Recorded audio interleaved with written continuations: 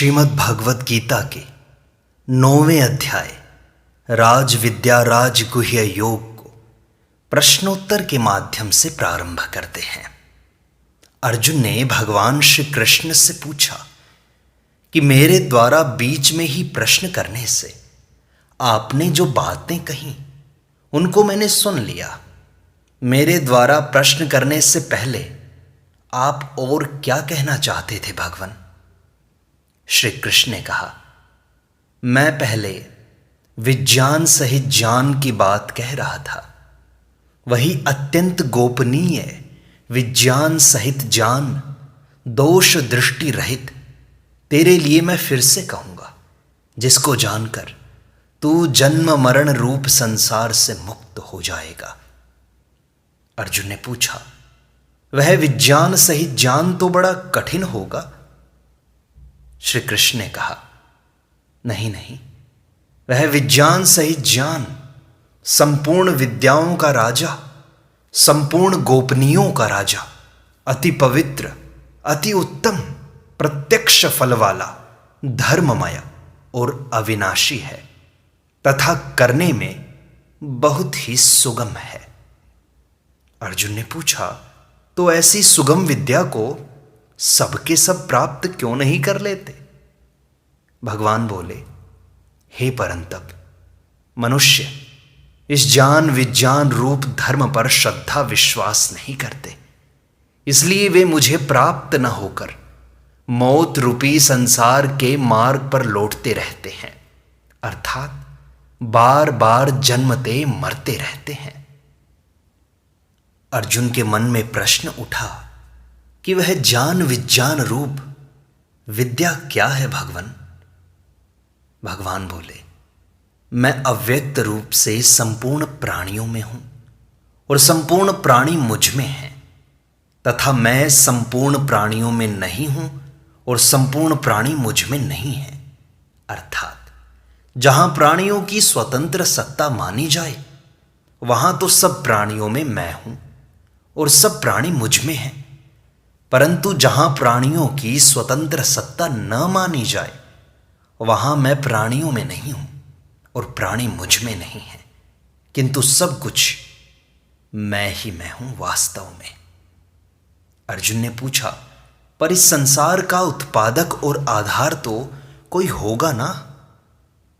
श्री कृष्ण ने कहा, हूं तो मैं ही, परंतु मेरा स्वरूप संपूर्ण प्राणियों को उत्पन्न करने वाला, सबको धारण करने वाला और उनका भरण पोषण करने वाला होता हुआ भी उन प्राणियों में स्थित नहीं है, उनसे सर्वथा निर्लिप्त है। मेरे इस ईश्वर संबंधी योग को ध्यान से समझो। अर्जुन के मन में प्रश्न उठा, तो फिर वे प्राणी आप में किस प्रकार स्थित हैं? भगवान ने कहा, जैसे सब जगह विचरने वाली महान वायु निरंतर आकाश में ही स्थित रहती है, ऐसे ही सब प्राणी मुझ में ही स्थित रहते हैं, ऐसा मानो। प्रश्न उठा, फिर तो वे प्राणी मुक्त हो जाते होंगे? भगवान बोले, नहीं कुंती नंदन, प्रकृति के साथ संबंध रखने वाले वे प्राणी महाप्रलय में मेरी प्रकृति में लीन हो जाते हैं और महासर्ग के आरंभ में मैं फिर उनकी रचना कर देता हूं। तो प्रश्न उठा, आप उनकी रचना कब तक करते रहते हैं? भगवान ने कहा, जब तक वे अपनी प्रकृति अपने स्वभाव के परवश रहते हैं तब तक मैं अपनी प्रकृति को वश में करके उनकी बार बार रचना करता रहता हूं। प्रश्न उठा, जब आप उनकी बार बार रचना करते हैं तब आपका उनकी रचना रूप कर्मों के साथ संबंध रहता होगा ना भगवान? श्री कृष्ण ने कहा, नहीं धनंजय, मैं उन कर्मों में आसक्ति रहित तथा उदासीन की तरह सर्वथा निर्लिप्त रहता हूं, इसलिए वे कर्म मुझे नहीं बांधते। अर्जुन के मन में शंका हुई, तो फिर आप सृष्टि की रचना किस तरह से करते हैं? समाधान दिया गया वास्तव में तो प्रकृति ही मेरी अध्यक्षता में अर्थात मुझसे सत्ता स्फूर्ति पाकर संपूर्ण चर अचर प्राणियों की रचना करती है। हे कौन्तेय, मेरी अध्यक्षता के कारण ही संसार में विविध परिवर्तन हो रहा है। प्रश्न उठा, आपकी शक्ति से ही संसार में सब कुछ हो रहा है, फिर भी सब लोग आप पर श्रद्धा क्यों नहीं करते? भगवान ने बताया, मूढ़ लोग मेरे संपूर्ण प्राणियों के महान ईश्वर रूप परम भाव को न जानते हुए मुझे साधारण मनुष्य मानकर मेरी अवज्ञा करते हैं। फिर से प्रश्न उठा अर्जुन के मन में, वे मूढ़ लोग किस तरह के होते हैं भगवान? भगवान ने कहा, वे मूढ़ लोग आसुरी, राक्षसी और मोहिनी प्रकृति का आश्रय लेने वाले होते हैं और उनकी सब आशाएं, सब शुभ कर्म तथा सब ज्ञान व्यर्थ होते हैं, अर्थात सत फल देने वाले नहीं होते। हे पृथानंदन, जो महात्मा लोग मुझे संपूर्ण प्राणियों का आदि और अविनाशी मानते हैं, वे मेरी दैवी संपत्ति का आश्रय लेकर अनन्य भाव से मेरा भजन करते हैं। अर्जुन ने प्रश्न पूछा कि आपका भजन करने वालों के क्या लक्षण होते हैं? भगवान ने कहा, निरंतर मुझ में लगे हुए वे दृढ़व्रती मनुष्य भक्ति पूर्वक मेरे नाम का कीर्तन करते हैं, मेरी प्राप्ति के लिए प्रयत्न करते हैं और मुझे नमस्कार करते हुए मेरी उपासना करते हैं। प्रश्न उठा कि आपकी उपासना करने वालों का और भी कोई प्रकार है भगवान? भगवान ने कहा, हां है। कई साधक ज्ञान यज्ञ के द्वारा अभिन्न भाव से मेरा पूजन करते हुए मेरी उपासना करते हैं और दूसरे कई साधक अपने को पृथक मानकर तथा विश्व को मेरा स्वरूप समझकर मेरी अनेक प्रकार से उपासना करते हैं। अर्जुन ने फिर से एक प्रश्न पूछा कि भगवान, विश्व की उपासना आपकी उपासना कैसे हुई? भगवान ने समझाया, मैं ही क्रतु, यज्ञ, स्वधा, औषध, मंत्र, घृत, अग्नि और हवन रूप क्रिया हूं। मैं ही जानने योग्य विधि, पवित्रता, ओंकार, ऋग्वेद, सामवेद और यजुर्वेद हूं। इस संपूर्ण जगत का पिता, धाता, माता, पितामह, गति, भर्ता, प्रभु, साक्षी, निवास, आश्रय, सुहृद, उत्पत्ति, प्रलय, स्थान, निधान और अविनाशी बीज भी मैं ही हूं। हे अर्जुन, मैं ही सूर्य रूप से तपता हूं, जल को ग्रहण करता हूं और फिर उस जल को वर्षा रूप से बरसा देता हूं। मैं ही अमृत और मृत्यु हूं, और तो क्या कहूं, सत और असत भी मैं ही हूं। अर्जुन ने फिर से एक प्रश्न किया कि जब विश्व रूप से सब कुछ आप ही हैं, तो फिर आपको छोड़कर मनुष्य देवताओं की उपासना क्यों करने लगते हैं? भगवान ने समझाया, सुख भोग की इच्छा वाले मनुष्य तीनों वेदों में कहे हुए यज्ञ आदि शुभ कर्मों के अनुष्ठान द्वारा इंद्र का पूजन करते हुए स्वर्ग की याचना करते हैं। फिर सोमरस को पीने वाले और स्वर्ग के प्रतिबंधक पाप से रहित वे मनुष्य पुण्य के बल पर विशाल स्वर्ग लोक में जाते हैं और वहां देवताओं के दिव्य भोगों को भोगकर पुण्य क्षीण होने पर पुनः मृत्यु लोक में आ जाते हैं। इस तरह तीनों वेदों में कहे हुए सकाम अनुष्ठानों का आश्रय लेने वाले और भोगों की कामना करने वाले जो मनुष्य हैं, ये बार बार जन्मते और मरते हैं।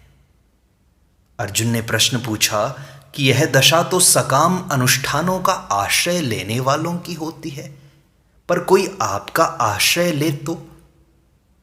भगवान ने समझाया, जो अनन्य चित्त होकर मेरा चिंतन करते हुए मेरी उपासना करते हैं, उन मुझ में निरंतर लगे हुए भक्तों का योगक्षेम मैं स्वयं वहन करता हूं। अर्थात अप्राप्त की प्राप्ति करा देने और प्राप्ति की रक्षा करने का काम मैं स्वयं करता हूं। अर्जुन ने पूछा, परंतु आपकी उपासना न करके कोई श्रद्धापूर्वक अन्य देवताओं की उपासना करे तो? भगवान ने कहा, हे कुंती नंदन, जो मनुष्य श्रद्धापूर्वक अन्य देवताओं का पूजन करते हैं, उनकी उपासना करते हैं, वे भी वास्तव में मेरा ही पूजन करते हैं, पर उनके द्वारा किया हुआ वह पूजन विधि पूर्वक नहीं होता। शंका हुई, जब वह पूजन भी आपका ही है तो फिर उनका वह पूजन अविधि पूर्वक क्यों है भगवान? भगवान ने कहा, यज्ञ, दान, तप आदि संपूर्ण शुभ कर्मों का भोक्ता और संपूर्ण संसार का मालिक मैं ही हूं, परंतु वे मुझे इस तरह तत्व से नहीं जानते, इसलिए उनका पतन हो जाता है। देवताओं के भक्त देवताओं को, पितरों के भक्त पितरों को और भूत प्रेतों के भक्त भूत प्रेतों को प्राप्त होते हैं, और मेरे भक्त मुझे ही प्राप्त होते हैं। अर्जुन ने पूछा, जिस भक्ति से आपके भक्त आपको ही प्राप्त होते हैं, वह भक्ति तो बड़ी कठिन होगी ना? भगवान ने समझाया, नहीं, वह तो बड़ी सुगम है।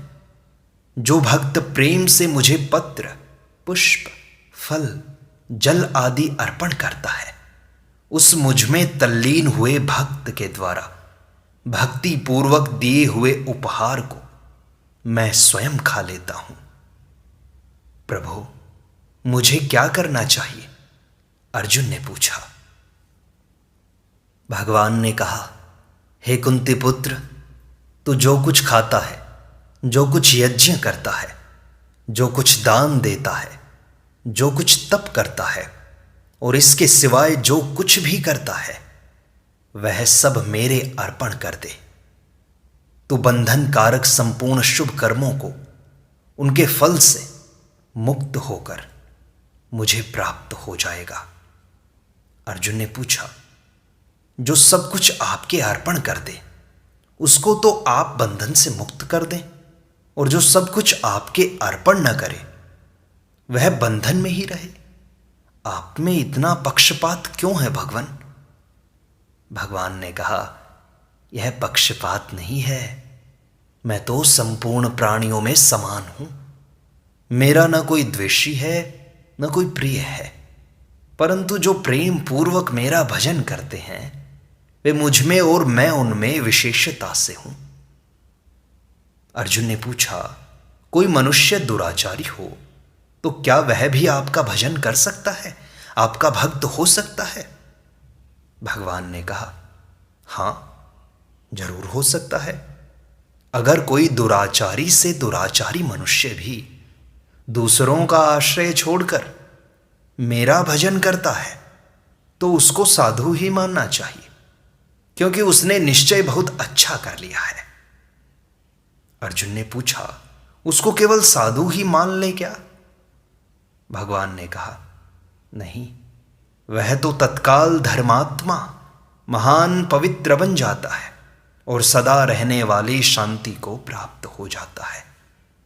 कुंती नंदन, तू प्रतिज्ञा कर कि मेरे भक्त का कभी पतन नहीं होता। अर्जुन ने फिर से प्रश्न किया, आपकी भक्ति के अधिकारी और कोई भी हो सकते हैं क्या? भगवान ने कहा, हां पार्थ, पाप योनि वाले वैश्य, शूद्र तथा स्त्रियां मेरा आश्रय लेकर मुझे प्राप्त हो जाते हैं। फिर जो जन्म और कर्म से पवित्र ब्राह्मण और क्षत्रिय है, वे मेरे भक्त हो जाएं, इसमें तो कहना ही क्या। अर्जुन ने कहा, कि मैं ऐसा भक्त कैसे बन जाऊं भगवान। भगवान ने कहा, इस नाशवान और सुख रहित शरीर को प्राप्त करके तू मेरा भजन कर। अर्जुन ने पूछा कि आपका भजन मैं कैसे करूं। भगवान ने कहा, तू स्वयं मेरा ही भक्त हो जा, मुझ में ही मन वाला हो जा, मेरा ही पूजन करने वाला हो जा और मुझे ही नमस्कार कर। इस तरह मेरे साथ अपने आप को लगाकर मेरे परायण हुआ तू मुझे ही प्राप्त हो जाएगा। इस प्रकार श्रीमद् भगवद गीता का 9वां अध्याय राज विद्या राज गुह्य योग संपूर्णता को प्राप्त होता है।